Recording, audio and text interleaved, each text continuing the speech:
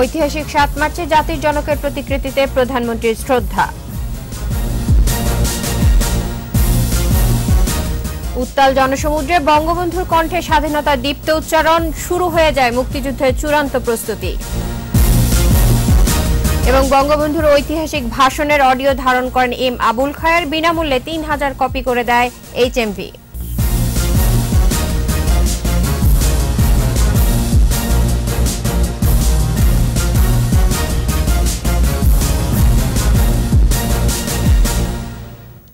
শুনছিলেন first security ইসলামী bank limited সংবাদ শিরোনাম। আমন্ত্রণ জানাচ্ছি সকাল ৯টার ২১ সংবাদে, সাথে আছে ইসরাত জাহান।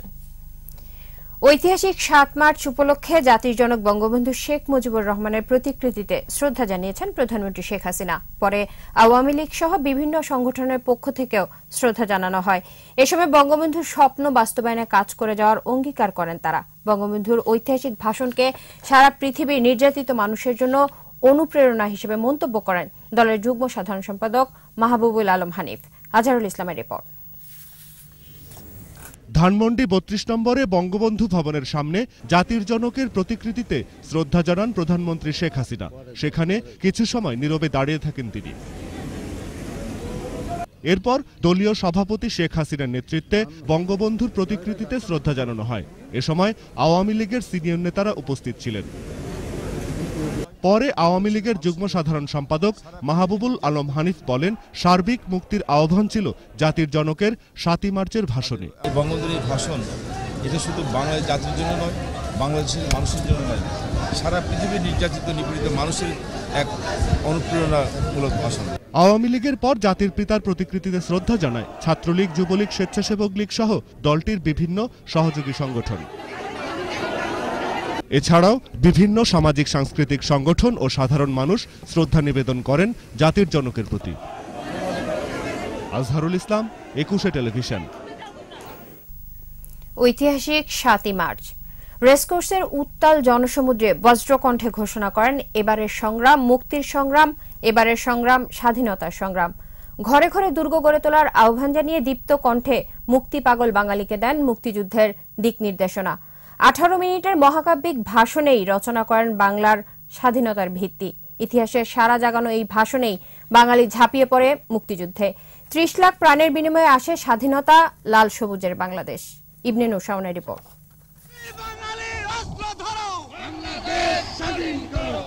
৭ মার্চ ১৯৭১ অসহযোগ আন্দোলনে উত্তাল গোটা বাংলা।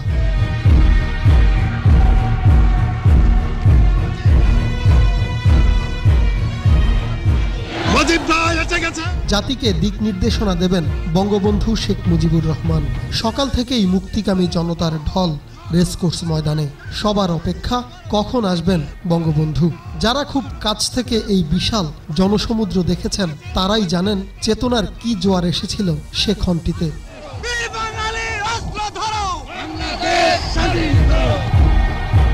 সময় যত গড়ালো মানুষের উপস্থিতি বাড়ল। বেলা ৩:৩০টার দিকে ১০৩ ডিগ্রি জ্বর নিয়ে মঞ্চে উঠলেন জাতির পিতা। রচনা করলেন এক অনবদ্য ইতিহাস। সেই ইতিহাস আজও বিশ্বের শোষিত নিপীড়িত মানুষের প্রেরণা। স্বাধীন করো, স্বাধীন করো, বাংলাদেশ স্বাধীন করো। ভাইরা আমার, আজ দুঃখ ভারাক্রান্ত মন নিয়ে আপনাদের সামনে হাজির হয়েছি। উত্তাল জনসমুদ্রে দাঁড়িয়ে টানা ১৮ মিনিটের ভাষণ। বজ্রকণ্ঠে বাঙালির হাজার বছরের বঞ্চনার কথা বললেন কবি। দিক নির্দেশনা দিলেন মুক্তিযুদ্ধের। আমি যদি হুকুম দেবার নাও পারি, তোমরা বন্ধ করে দেবে, তখন কেউ আমাদের দবাতে পারবে না। মন্ত্রমুগ্ধের মতো ভাষণ শুনছিলেন মুক্তি পাগল মানুষেরা। আর অধীর অপেক্ষা কখন আসবে সেই ক্ষণ।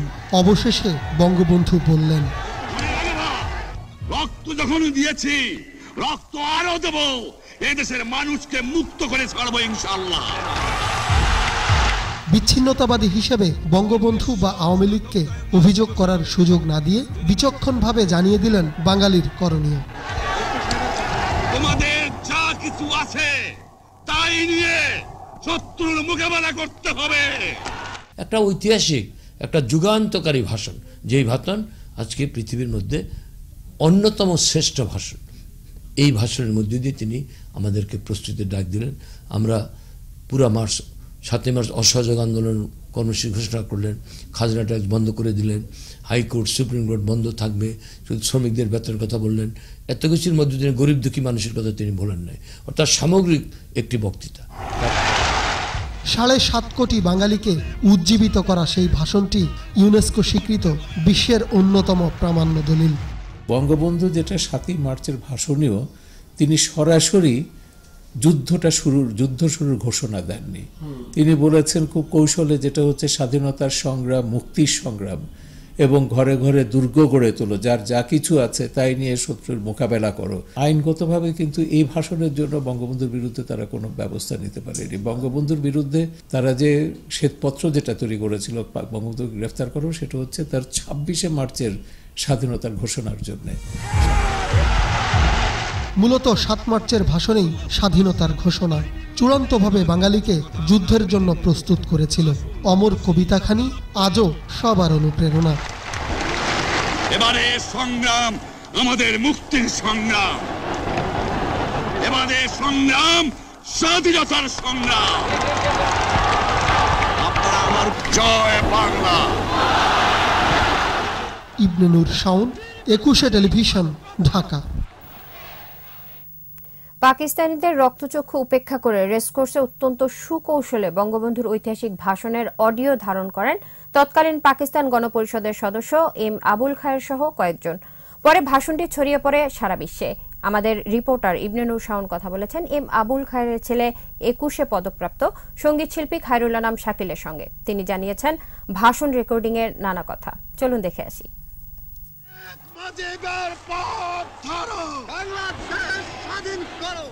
1971 সালের 7 মার্চ রেসকোর্স ময়দানে আসলেন বঙ্গবন্ধু।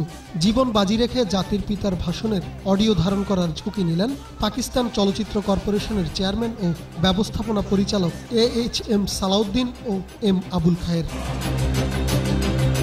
বঙ্গবন্ধুর অনুমতি নিয়েই জয় বাংলা সিনেমার প্রযোজক ঢাকা রেকর্ডের স্বত্বাধিকারী আবুল খায়েরের তত্ত্বাবধানে সেদিন মঞ্চের নিচে বাঁশের আড়াল থেকে সম্পূর্ণ ভাষণটির অডিও রেকর্ড করেন NH খন্দকার।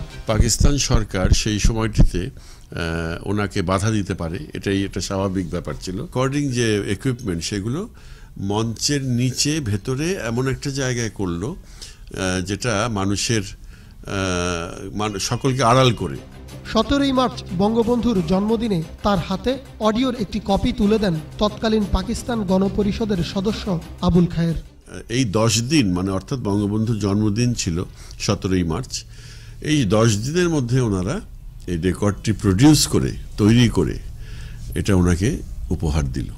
পরে মুক্তিযুদ্ধ চলাকালে কলকাতা থেকে ভাষণটিকে বিনামূল্যে 3000 কপি করে দেয় HMV।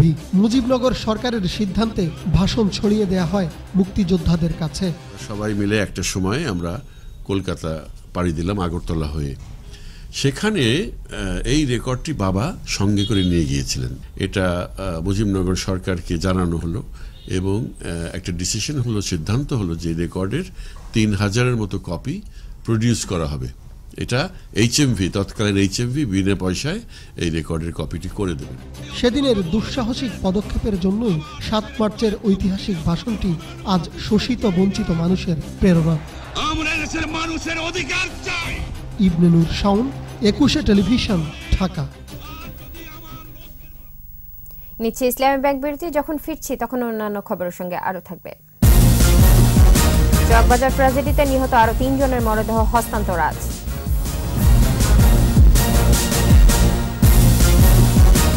রাতেও ডাকসু নির্বাচনে জমজমাট প্রচার, প্রার্থীদের নানা প্রতিশ্রুতি।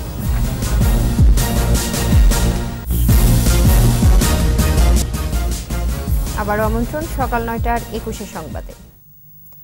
চকবাজারের ভয়াবহ অগ্নিকাণ্ডের পর ডিএনএ টেস্টে শনাক্ত 11 মৃতদেহের মধ্যে আজ হস্তান্তর হবে 3টি মৃতদেহ।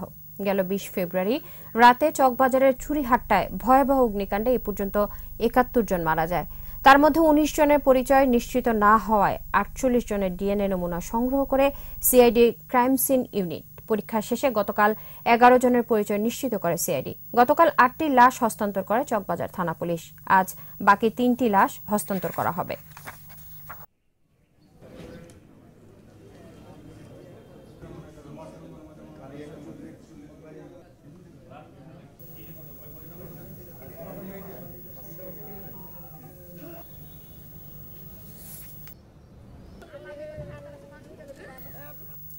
ডাকসু নির্বাচনের প্রচার প্রচারণায় রাতেও জমজমাট ঢাকা বিশ্ববিদ্যালয় ক্যাম্পাস। বিশ্ববিদ্যালয়ের প্রতিটি আবাসিক হলে প্রচার চালাচ্ছেন ডাকসু ও হল সংসদ নির্বাচনের প্রার্থীরা।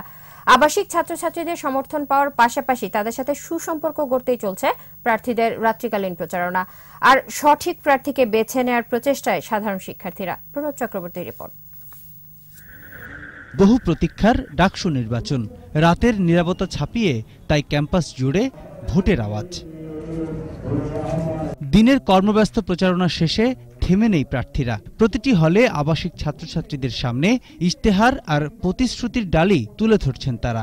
ইতিবাচক পরিবর্তনের ডাক নিয়ে এসছে, সেই ইতিবাচকতার পথে সারা দিয়ে, সে আহ্বান সারা দিয়ে ছাত্রলীগের কর্মীরা তো আছেই, সাথে সাধারণ শিক্ষার্থীদের কাছ থেকে আমরা খুব বেশ ভালো সাড়া পাচ্ছি। তারা আসলে ভোটটি কাস্ট করবেন এবং তাদেরই ডাকসু তৈরি হবে, তো তাদেরই ইন্টারেস্টটাও আছে যে তাদেরকে প্রার্থীরা কি দিচ্ছে, তারা আসলে এটি দেখছেন যতই রাত হোক না কেন। এই জন্য আমরা রাতের বেলা খাওয়ার পরে সবাইকে আমরা একসাথে পাচ্ছি, যার কারণে আমাদের হচ্ছে খুব জমজমাট হচ্ছে। নির্বাচিত হতে পারি, আমি বিশ্বাস করি জগন্নাথ হলে যে সমস্যাগুলো রয়েছে সেই সমস্যাগুলো আসলে সমাধান করতে পারবো। হল সংসদ নির্বাচনের প্রচারণার সময় রাত 12টা। নিয়ম মেনে তাই হলের কক্ষ, ক্যান্টিনে উৎসব মুখর ব্যস্ততা। যারা নির্বাচন করছে তারা অবশ্যই আমাদের প্রতিশ্রুতি দিচ্ছে যে তারা অবশ্যই প্রতিশ্রুতি অনুযায়ী কাজ করবে। প্রশাসন যদি সবার ভোট নিশ্চিত করতে পারে, সবাই যদি ভোট দিতে পারে, তাহলে আমরা আশাবাদী। হলে হলে পড়ার টেবিলে কিংবা চায়ের আড্ডায় শিক্ষার্থীরা হিসাবে কষছেন কাকে পাবেন তারা চাওয়া পাওয়া পূরণের লড়াইয়ে। আসলে ডাকসু নির্বাচন তো আমাদের নিজেদের নির্বাচন, সো এটা অবশ্যই উৎসবের মতো। যাদের ইশতেহারটা আমাদের মধ্যে গ্রহণযোগ্য হচ্ছে, ছাত্রদের গ্রহণযোগ্য, তাদেরকে আমরা ভোট দেবো। রাত্রেবেলা হলে দেখা যাচ্ছে সবাই পাচ্ছে, আমরা তাদের থেকে অনেক কিছু আমাদের দাবিগুলোর কথা তাদেরকে বলতে পারতেছি এবং তারা আমাদেরকে আশ্বাস দিচ্ছে যে তারা আমাদেরকে এসব সুযোগ সুবিধা দিবে। আগামী 11ই মার্চ হতে যাচ্ছে ঢাকা বিশ্ববিদ্যালয় কেন্দ্রীয় ছাত্র সংসদ, ডাকসু ও হল সংসদ নির্বাচন। প্রণব চক্রবর্তী, 21 টেলিভিশন, ঢাকা। এবার আমাদের বিশেষ আয়োজন উপজেলায় ভোট।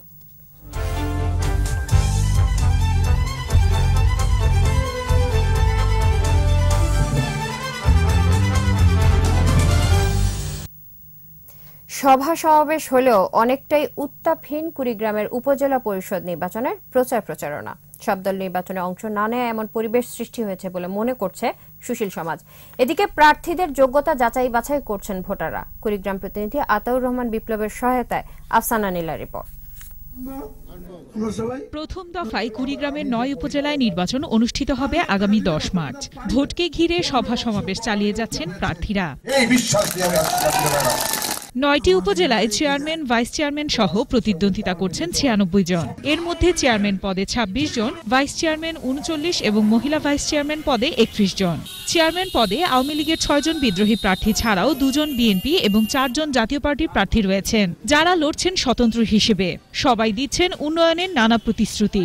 বঙ্গবন্ধু কন্যা জননেত্রী শেখ হাসিনা যে উন্নয়ন করবেন, সেই উন্নয়ন বাস্তবায়নের ক্ষেত্রে আমি সবসময় চেষ্টা করব। নির্বাচিত যদি আমি হই তাহলে আমি সমস্ত মানুষকে নিয়ে এলাকার উন্নয়নের জন্য, সদর উপজেলাবাসীর উন্নয়নের জন্য আমি সর্বাত্মক চেষ্টা করব।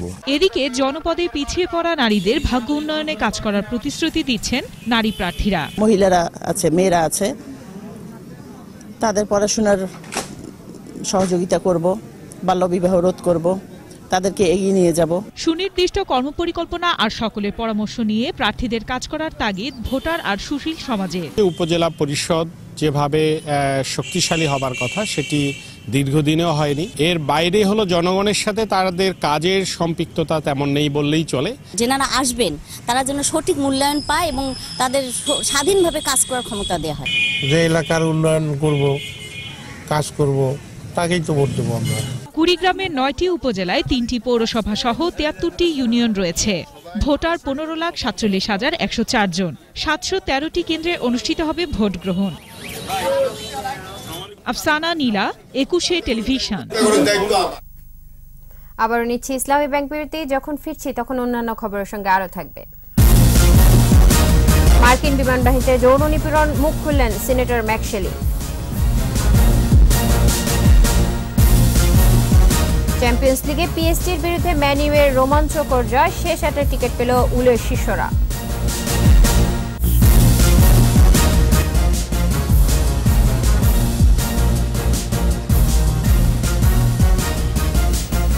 আবার আমন্ত্রণ সকাল 9টার 21 সংবাদে। এবার আমাদের সাপ্তাহিক আয়োজন সোশ্যাল ইসলামী ব্যাংক লিমিটেড কৃষি।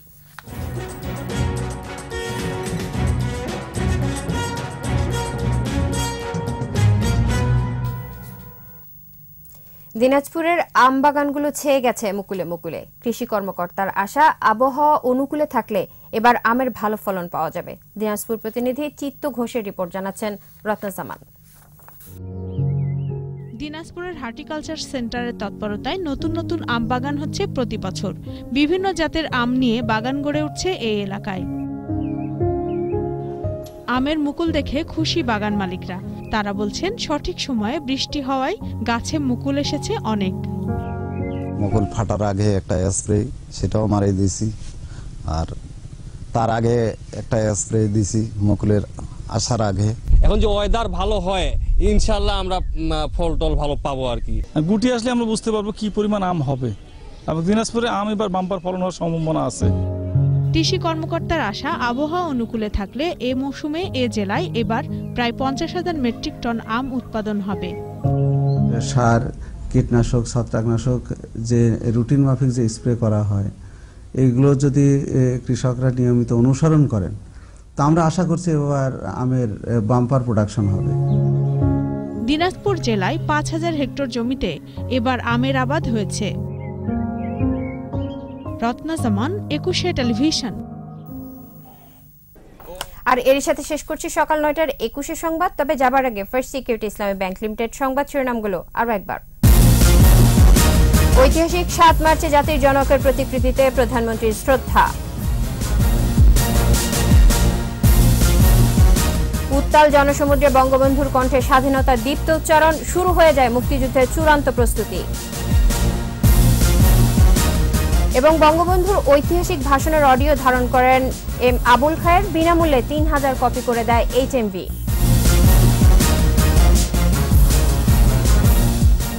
সর্বশেষ খবর জানতে ডায়াল করুন 2021 নম্বরে, আর ভিজিট করুন 21-tv.com এই ওয়েবসাইটে। এছাড়াও ফেসবুকে ভিজিট করতে পারেন facebook.com/2124 অনলাইনে। এতক্ষণ সাথে থাকার জন্য ধন্যবাদ। পরের সংবাদ বেলা 11টায় দেখার আমন্ত্রণ রইল। 21-এর সাথেই থাকুন।